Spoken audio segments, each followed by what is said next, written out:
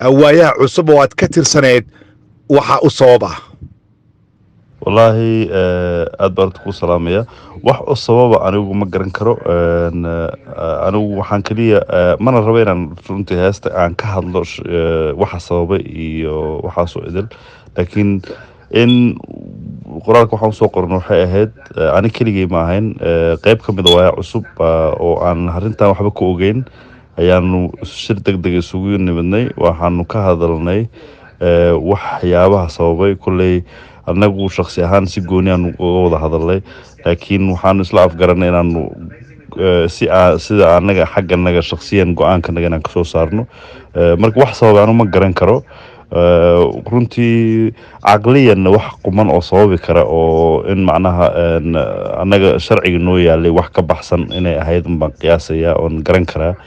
saas darteed baanan qoraalka usoo qornay inay sharciga waayaa cusub u deganaa oo ah waayaa cusub sababihii loo aasaasay sababo ka baxsan in heestaa loo isticmaalo hagaag kadib marka aad eegtay xaaladda iyo weliba sida aad sheegtay heestaan iyo ujeedka markaasi muuqanaysa ee laga leeyahay go-aanka aad qaadatay ku aadan in aad ka baxday waayaha cusub ma yahay go-aan kama dambeysa mise keliya waxaan dhihi karnaa fanaanka xoogaa yar xanaaq keliya ayaa ka keenaya maadaama uu ka carooday kooxdii uu ka tirsanaya uu soo as-aasay tallaabada ay qaadeen kooxda horta in muddo ah oo dhowr iyo 10 sano ah ayaa wada shaqeyn naga soo dhaxaysay waxaan ka mid ahaa aasaasyaashii koowaad ee waayaha cusub maxaan ku raadayay waayaha cusub waxyaabihii loo aasaasay waxaa ka mid ahayd waqti lagu jiray marxalado aad u adag ayaan waayaha cusub aasaasnay oo wadanku aad u meel walba dab ku holcayay inaanu dhalinyarada Soomaaliyeed qoriga wadata inaanu ka wacyigelin inay qoriga dhigaan sabab kale oo waayaha cusub loo aasaasay meeshan shuruucaan qoranay sharciyaan qoranay inaanan shakhsi ku ataagareynin fankanaga fanku sidiisaba waa hanuuniye ma ahan hagardaamo marka sida la asligeed waayaha cusub markaan arkay aanu arkay hadda xaaladda lagu sugan yahay sida ay u dhaqmayaan waxa isugu kan dambeysay 2 sano ka hor halkan ay la joogeen waayaha cusub Mareykanka ay ugu yimideen waqti fiican ku wada qaadanay go-aankanagii saas ahaa iyo magacaan waayaha cusub oo aasaasnay in runtii la xumeeyo oo si xun loo isticmaalo aad bay nolol fool xumaatay annagoo badan weliba keligii shakhsiyan kuma hadlayo annagoo fara badan marka go-aan waxaan qaadanay intii maxaan ku raadayay magac annaga shakhsiyadeed oo faneed uu sii ijaafoobi lahaa inaan waayaha cusub bannaanka istaagno hagaag weli waxaad naga dhegaysanaysaan ama naga daawanaysaan barta youtube-ka ee Kabaray Films dalmar yare ee su-aasha kale aan ku weydiinaya waxay tahay ila wareeda durbaba soo baxaya ama saaxiibo kugu dhow laga soo xignay waxa ay sheegayaan in aad damacsan tahay maadaama aad ka baxday waayaha cusub in koox cusub oo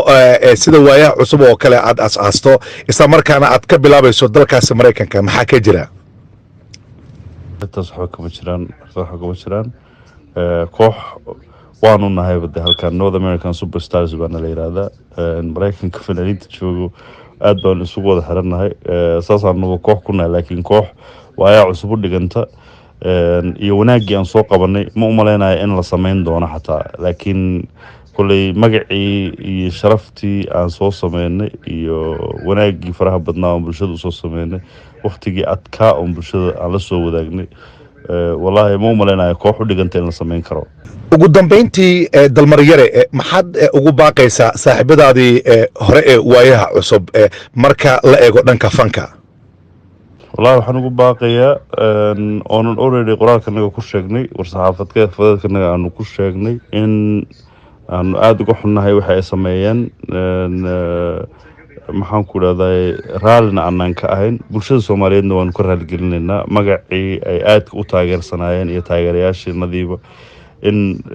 ay arkaan magacii runtii aad loogu dhiiqaystay oo aad loogu galgalashay aad baan uga xunnahay waxaan dhihi lahaa in laga waantoobo annagu markaan u hadlayno aanu ka hadlayno waayaha cusub waxaan hadda difaacayna ma ahan waxa ay sameeyeen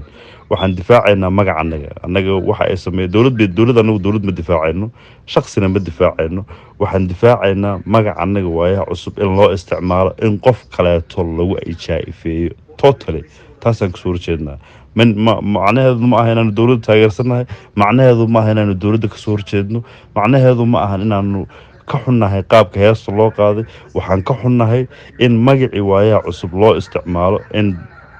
fankii maxaan ku idhahday iyo fankii soomaaliyeed oo dhan lagu yaqaanay in si dadban wax loo kormaro, in dad lagu aflagaadeeyo. totally taasaan anagu ka xunnahay. wabilaahi towfiiqaad baan ku salaamay walaalkay. aad iyo aad u mahadsan tahay. dalmar yare ayuu ahaa kaa oo ku sugan waddanka Maraykanka islamarkaana u warramayey shabakadda YouTube-ka ah ee Kabaray Films. waxaana ka wareysanaynay tallaabo uu qaaday oo ku aadan inuu isaga baxay waayaha cusub kadib markii kooxdaasi sida uu sheegay ay u janjeersadeen dhinac kale islamarkaana fankii ujeedkii laga lahaa waayaha cusub oo Soomaalinimo ahayd ay ka wacdeen. dalmaryar aad ayaad u mahadsanta waqtiga qaali waan kaaga mahad celinaynaa. waa hagaag daawadayaal idinkuna waad mahadsan tihiin. waa fantastic fi amaanillah.